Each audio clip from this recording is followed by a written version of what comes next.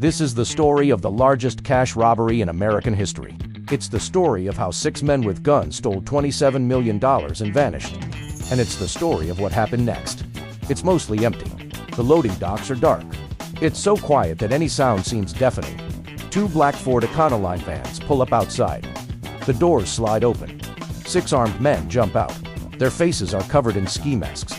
They rush toward the entrance. And if there were people around, they wouldn't believe what they were about to see. If you wanted to rob the vault, all you needed was a key. Another local gangster, Thomas DeSimone, led the second crew. Both groups had one job: get into the vault, steal as much cash as possible, and get out again. No killing, no witnesses, no questions asked. 3:22 a.m. They didn't fire a single shot. No one was hurt. They had the money and they were gone. What was the craziest thing that happened in this story so far? Let us know in the comments. Where was the money? Some was buried in hollowed-out statues in Staten Island, but most of it was spent trying to buy the silence of those involved. Next, Burke's own brother-in-law was strangled with piano wire. And before the year was out, another crew member was found burned beyond recognition. He died behind bars in 1996. And with him, many of the secrets of the Lufthansa heist died too. Only one of the original crew survived: Henry Hill.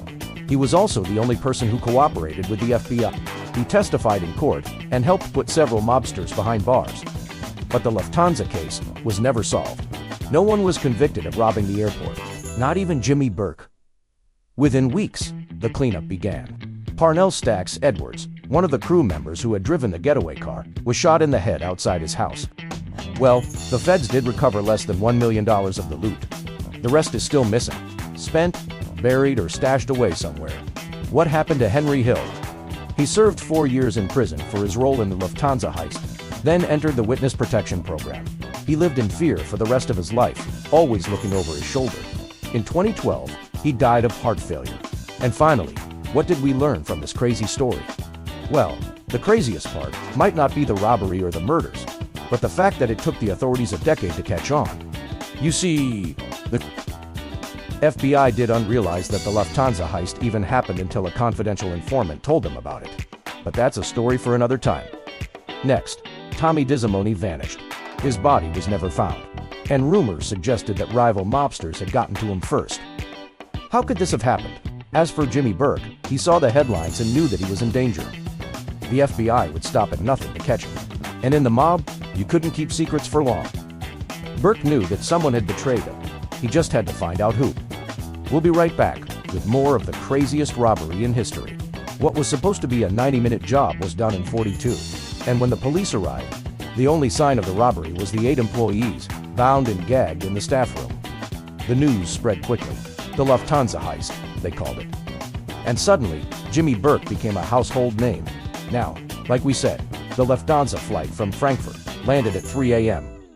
The crew had to be ready and waiting. RIP, open a multi-million-dollar vault and leave without a trace. It was impossible. Except it happened, and it was real. But as the investigation continued, the FBI realized that the story was about to get a lot darker, because this was just the beginning. That's why the first thing they did was park the vans close to the loading docks. If you wanted to get to the main terminal, you had to walk past these vans. And that was important. If you found the right person, they'd give you the key. In the shadows, a few minutes later, the second crew joined them. When the Lufthansa plane touched down, both crews sprang into action. 6 armed men stormed toward the building. Inside, Werner opened the door for them. And once inside, he got to work disabling the phone lines.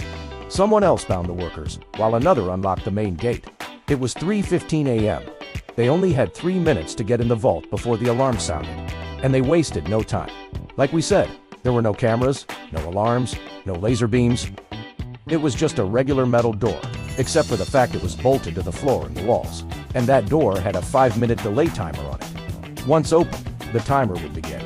You had 5 minutes to get through the vault and out the front door before the alarm sounded and armed guards arrived. Of course, 5 minutes was more than enough time to grab the cash and go. But that timer was the one piece of information that Werner didn't tell the mob. It's a tale of betrayal, greed, fear, and murder. And by the time it was finished, almost everyone would be dead.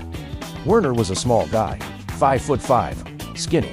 But what he lacked in size, he made up for in gambling. He loved gambling. ignoring the duffel bags filled with money sitting right in front of them. They burst into the vault room and began ripping open the safe. 3:18 a.m. The timer sounded, but they didn't care. With brute force and heavy hammers, they ripped open the vault and began stuffing their duffel bags with money. The clock ticked. They grabbed as much cash as they could and ran for the exit. You know, the slots, the blackjack, the roulette, anything that flashed lights, and took his money. And he was really, really bad at it. By the late 1970s, he was in too deep. He owed money to the wrong people. People that wanted more than just their money back. These were mobsters from the Lucchese crime family. Specifically, they wanted to meet someone named Jimmy Burke. Burke was the most feared gangster in the city, brutal and smart. If Werner was going to survive, he needed to do what the mobsters said. So he gave them everything he had. He showed them the floor plans, explained the routines, told them when the shipment would arrive. He even gave them the vault code. And they were ready. We start on December 11th, 1978. It's just after 3 a.m. The Lufthansa Air Cargo Terminal at JFK International Airport in New York. You see, every month, Lufthansa flew in millions of dollars in cash from their offices in Frankfurt, West Germany. The money was stored in a state-of-the-art vault at the airport cargo terminal. And this was the perfect place to store it. The vault wasn't heavily guarded. It didn't have motion detectors or lasers. No cameras. No one even knew the combination to the vault, but the night manager. For nearly 2 years, the vault was robbed every month. Over $70 million was taken. And all it took was a simple 4-digit code. How did the robbers get away with this? Well, let me introduce you to our first robber. His name was Louis Werner, and he worked for Lufthansa as a clerk in the mail and records department. Now, to give you an idea of how secure this vault was, or rather wasn't, let me tell you. On the night of December 11th, 1978, the teams were set. Jimmy Burke led one crew. At 3:12 a.m., the first crew parked and waited.